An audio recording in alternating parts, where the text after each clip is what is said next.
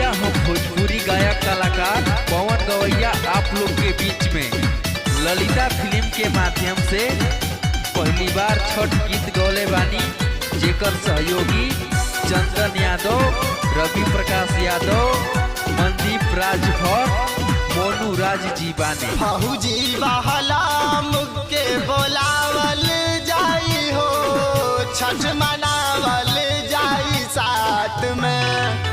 फौजी बहलाम के बोलावल जाई हो, छठ मनावल जाई साथ में। जयसिंहपुर के घाट पर हो, चोरबा वाला घाट पर, मऊ वाला घाट पर हो, मोल्लापुर घाट पर। फौजी बहलाम के बोलावल जाई हो, छठ मनावल जाई साथ में। फौजी बहलाम के बोलावल जाई हो, छठ मनावल जाई साथ में। छठ मनावल जाई साथ में।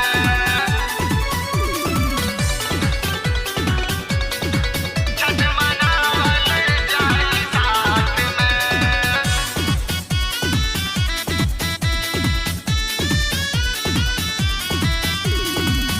सीमा पसैया भले ड्यूटी दी है, छठ माई के पूजा खातिर छुट्टी ले ली है। सीमा पसैया भले ड्यूटी दी है, छठ माई के पूजा खातिर छुट्टी ले ली है। देवरू हो उखिया तू ले ली हाथ में, देवरू हो उखिया तू ले ली हाथ में।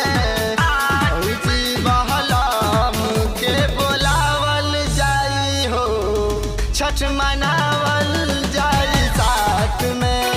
फौजी बहलाम के बोलावल जाई हो, छठ मनावल जाई साथ में।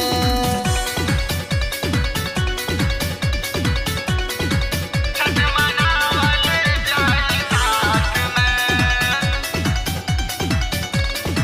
छठ मनावल जाई साथ में।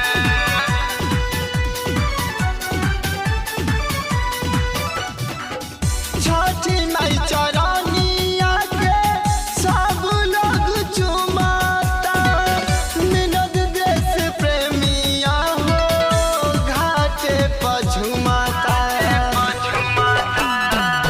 छठी माई चरनिया के सब लोग चुमाता, विनोद देश प्रेमिया हो, घाटे पर झुमाता।